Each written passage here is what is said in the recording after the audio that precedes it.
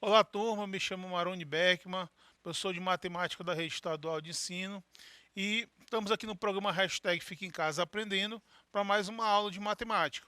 Tá? Hoje o assunto é estatística, né? A gente vem falando aqui de estatística em algumas aulas, tratando alguns temas de estatística, né? E hoje a gente vai falar dos gráficos, né? Gráficos de barras verticais, gráfico de barras horizontais. Lembrando que a estatística é a parte da matemática que tem como objetivo o tratamento das informações, né? A coleta, a organização das informações. Tá? Uma das maneiras mais práticas, didáticas e ilustrativas de você dar uma informação é a utilização de gráfico.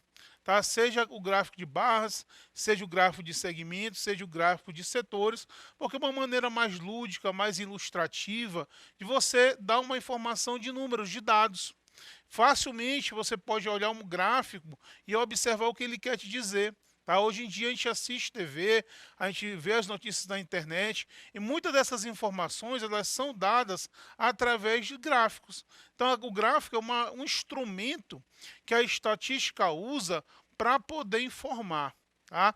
E hoje a gente vai falar especificamente nessa aula do gráfico de barras horizontais e o gráfico de barras verticais. Também vamos mostrar alguns problemas, problemas que podem ocorrer no Enem ou em qualquer outro tipo de avaliação, onde você tem que analisar e interpretar as informações quando elas são colocadas através de um gráfico. Ok? Então, vamos lá, prestar bem atenção na aula de hoje, que ela é muito importante. Bom, gráfico de barras e exercício. Olha, primeiro vamos colocar aqui uma situação, algumas situações. Veja que eu tenho aqui a situação, um gerente de vendas de uma empresa fez um levantamento das vendas realizadas nos últimos meses para apresentar uma reunião. Observe o que o gerente fez para apresentar os dados. Aqui ele colocou uma tabela, né, onde você percebe aqui os meses, janeiro, fevereiro, março, abril e maio, e aqui ele colocou a quantidade de peças vendidas nesses meses, certo? Então, isso aqui é uma forma de você informar. Ele utilizou uma tabela. Mas essa informação aqui, ela ficaria mais bem dada, você poder analisar mais a questão dessas vendas, se isso fosse feito através de um gráfico. Então a gente pode fazer isso, a gente pode transformar essa informação que está na forma de uma tabela na forma de um gráfico.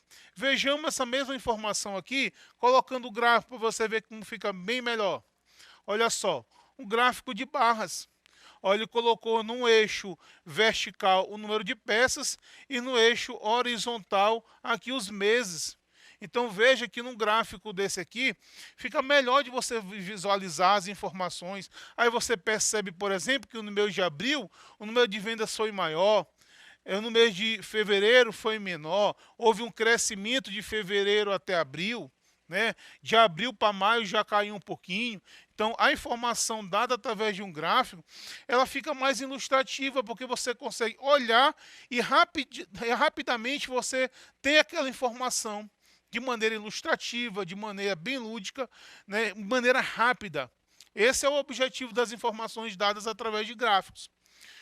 Esse gráfico pode ser gráfico de barras verticais ou também pode ser em barras horizontais. Aqui houve inverteu, né? Nesse eixo ele colocou as peças e aqui ele colocou os meses. Tá? Aí você percebe que o abril foi lá no final, a barra é maior. O segundo mês de maio, que a barrazinha é menor. Tá? Então você pode também utilizar a barra horizontal para dar a mesma informação. Certo? Então veja que é um instrumento bastante útil. Vejamos uma outra situação aí que a gente pode ilustrar na forma de um gráfico. Um estudo de meteorologia feito em uma cidade mediu durante 10 dias a temperatura de uma cidade no mesmo horário e organizou esses dados em uma tabela e em um gráfico de linhas. Veja o resultado. Olha só, aqui ele colocou os dias, né? E aqui as temperaturas, né? No dia 1, 5 graus Celsius, dia 2, 15 graus Celsius. Então ele colocou os dados numa tabela. Vamos transformar isso aqui em um gráfico. Olha só. Então essa mesma informação que é sendo dada na forma de uma tabela, você colocado na forma de um gráfico fica muito melhor. Na tabela fica mais difícil, você tem que analisar a tabela, você demora mais para ter as informações do que no desenho, né? Como esse aqui. Aqui eu consigo ver os horários aí, os dias de maior temperatura, os dias de menor temperatura, se a temperatura aumentou de um dia para outro, se diminuiu. Então você consegue perceber isso rapidamente através desse gráfico de barras. Nesse caso, barras verticais. Nesse caso, a mesma informação dada em barras horizontais. Aí quem faz o estudo, né, escolhe, eu acho que essa informação aqui, ela fica mais clara se eu colocar em barras verticais. Não, acho que isso aqui fica melhor em barras horizontais. Aí quem trabalha os dados, né, o cara que faz as informações, que quer colocar as informações, ele vai escolher qual tipo de gráfico fica melhor para a pessoa que for visualizar a informação, ter uma informação mais rápida e mais precisa. Ok? Uma terceira situação aqui, ó. 2 funcionários de uma loja registraram suas vendas em reais durante uma semana e organizaram os resultados em um gráfico. Observe o resultado. Então perceba que aqui eu tenho uma tabelinha onde eu tenho os funcionários, Marta e Paulo. E aqui eu tenho o total de vendas deles na segunda, na terça, na quarta, na quinta, na sexta e na sábado. Na verdade, esse gráfico vai fazer um comparativo entre esses 2 funcionários aqui para saber quem vendeu mais, quem vendeu menos. Tá? Veja essas informações dadas através de um gráfico, olha só. Aqui nesse aqui, pessoal, eu já precisei de uma legenda. Porque perceba que eu tenho Marta e tenho Paulo, não é isso? Então, esse retângulozinho vazio é o quantitativo de Marta. Esse preenchido de preto já é de Paulo. Aí você consegue visualizar o mês que Paula vendeu mais, o mês que Marta vendeu mais, o mês que eles venderam a mesma coisa. Então dá para você ter um comparativo desses 2 funcionários através desse gráfico aqui, que é um gráfico de barras. Nesse caso, barras verticais. E essa outra aqui, a mesma coisa usando barras horizontais. A mesma informação, só que você faz o inverso aqui das linhas, né? Você troca, você coloca aqui no eixo horizontal as vendas e no eixo vertical aqui os dias da semana. Okay? Aí você acompanha a legenda para saber e que barra refere a qual pessoa. Okay? Então perceba que é um instrumento bastante interessante. Se você estiver fazendo o seu trabalho na escola e tiver uma pesquisa para você fazer, se o professor pedir uma pesquisa, você quer organizar os dados da sua pesquisa, você pode facilmente usar um instrumento desse aqui. Tá? Muitos trabalhos científicos, trabalhos de monografia, tá? Trabalhos de escola, trabalhos acadêmicos, você tem que fazer uma pesquisa, né? Você usa a estatística e você tem que organizar esses dados através desse tipo de instrumento aqui, que é útil, é bem bacana de usar. Pessoal, vamos agora aproveitar para resolver alguns probleminhas, né, questões do Enem. Eu escolhi questões do Enem porque todo ano você tem lá leitura e interpretação de gráficos e tabelas. Isso é uma habilidade e competência que o Enem cobra. Mas não é só pela questão de se preparar para o Enem, mas também a matemática está na nossa vida. Tá? As informações estão aí, estão colocadas dessa forma. A gente tem que se ligar nas coisas do mundo. Então você consegue, né, através do estudo da estatística, se informar melhor. Okay? Mas a gente aproveita as questões do Enem também para você reforçar e se preparar também. Olha só essa questão aqui. Veja que ele bota produção de mel nessa coluna aqui. E aqui os países: China, Estados Unidos, Argentina, Turquia, México e Brasil. Perceba uma coisa interessante nesse gráfico aqui. Ó. Aqui em cima da coluna ele coloca a posição de cada país, né? E também em cima, aqui dentro do gráfico, ele coloca a produção do país, a produção de mel de cada país, tá? Então, por exemplo, a gente percebe que China aqui está em primeiro lugar, Estados Unidos está em segundo lugar, que a Argentina está em terceiro, né? E o Brasil lá em 13º lugar na produção de mel, tá? Beleza, vamos ver o que ele pergunta com isso aqui. É título adequado para a matéria jornalística em que o gráfico acima seja apresentado. Ele quer mostrar aqui qual seria uma manchete para esse gráfico, né? Ideal. Apicultura. Brasil ocupa a 13ª posição no ranking mundial de produção de mel. As abelhas estão desaparecendo no país. Será que é verdade? O Brasil ocupa a 13ª posição? Não. O Brasil ocupa a 15ª produção. 33 é a produção dele. Tá? Então não pode ser a letra A. Letra B. O milagre do mel. A apicultura se expande e coloca o país entre os 6 primeiros do ranking mundial de produção. É verdade isso? O Brasil está entre os 6 primeiros colocados no ranking mundial de produção? Acho que não, né? O Brasil é o 15º. Não é o 6º. Perceba que aqui do 5º passou para o 15º. Então não é essa a resposta. Pescadores do mel. O Brasil explora regiões de mangue na produção de mel e ultrapassa a Argentina no ranking mundial. O Brasil ultrapassou a Argentina no ranking mundial, galera? Hora que não, a Argentina está em segundo. Aliás, a Argentina está em terceiro. O Brasil não ultrapassou, não. Pelo menos os dados que estão no gráfico não indicam isso. Sabor bem brasileiro. Brasil inunda o mercado mundial com a produção de 15 mil toneladas de mel. O Brasil produz 15 mil toneladas de mel, é verdade? Vamos ver. Não, esse 15 aqui representa a posição no Brasil. E não a produção. A produção é esse de dentro. Ok? E a letra E, sabor de mel. China é o gigante da produção de mel no mundo. E o Brasil está em 15º lugar no ranking. Ah, pessoal, aí sim. Ó, esse seria uma manchete adequada com o que aqui está falando para a gente. O Brasil, de fato, a China é o primeiro, ó, e o Brasil é o 15º lugar. Tá? Então veja que para a gente responder essa questão, a gente teve que analisar o gráfico de barras. Tá? Então é importante que a gente saiba fazer essa interpretação, como a gente tem que fazer nas informações da vida, né, das notícias. Ok? Então vamos para mais uma aqui. O gráfico expõe alguns números da gripe H1 a H1N1 entre as categorias que estão em processo de imunização, que já está completamente imunizada, e a dos trabalhadores de saúde. Olha só, aqui ele coloca a imunização. Você tem adultos entre 20 anos, gestantes, doentes crônicos, indígenas, crianças de 6 meses a 2 anos e trabalhadores da saúde. Aqui é o percentual dessa turma que já está imunizado. Perceba que os trabalhadores de saúde já estão 100% imunizados. Tá? O gráfico está dizendo aqui, ó, o percentual. Perceba que o gráficozinho, né, a barra, vai até lá no 100%. Então, os trabalhadores de saúde já estão praticamente imunizados. Beleza.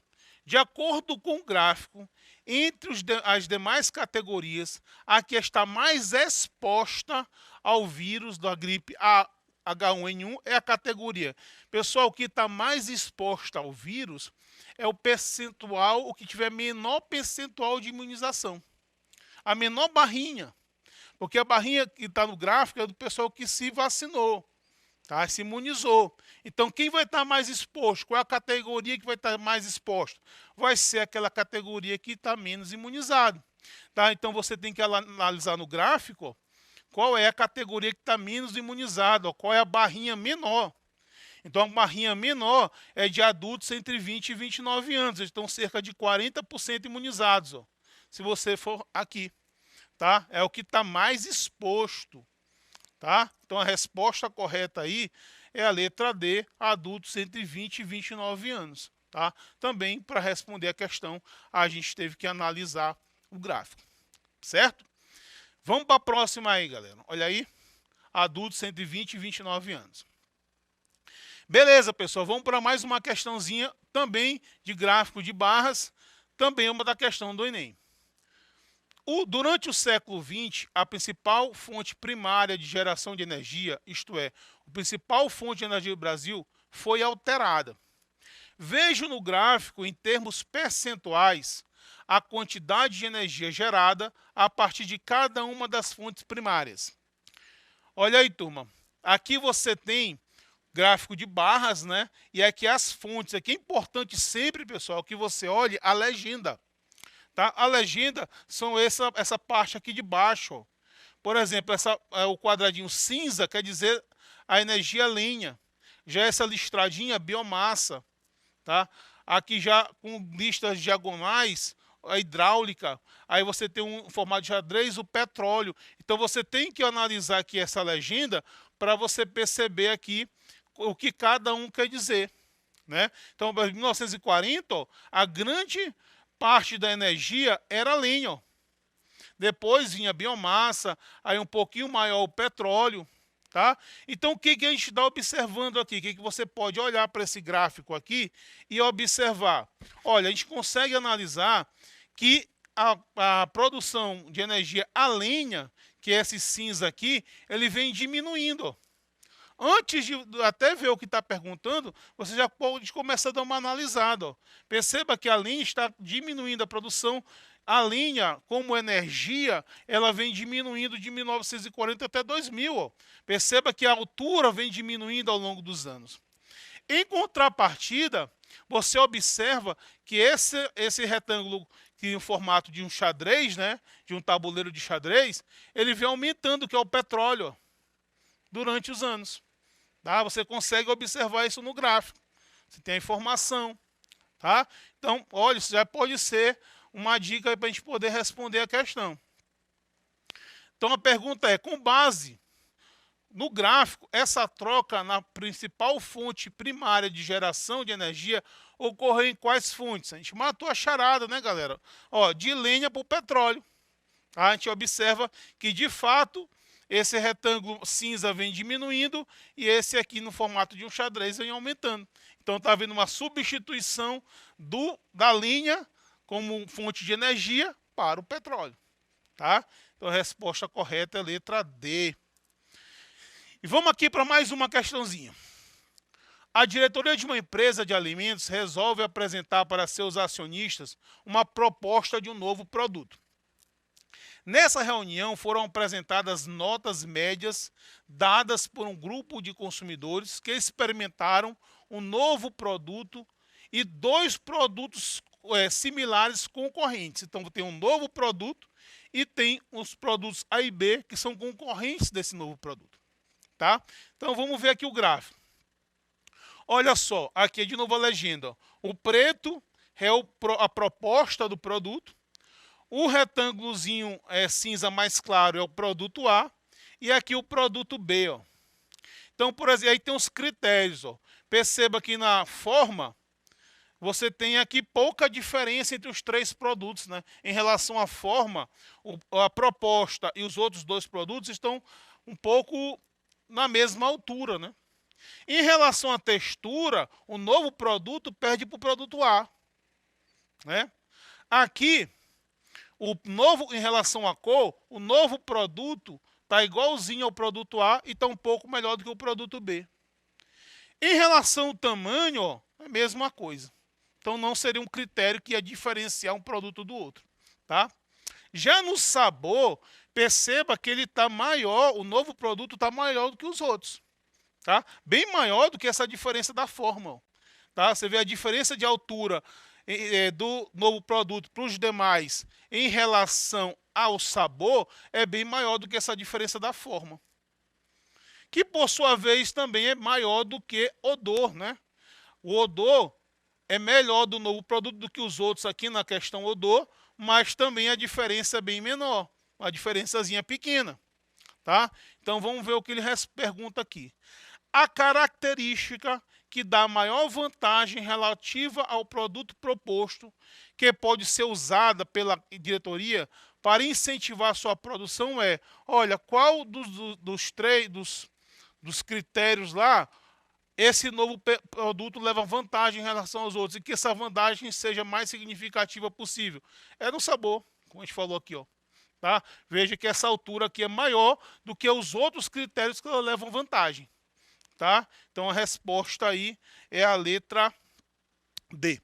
Ok, pessoal? Ó, espero que tenha ajudado. Esse é um assunto bastante importante, bastante interessante, que a gente está no nosso dia a dia, está na nossa vida e também ajuda a gente a fazer a prova do Enem.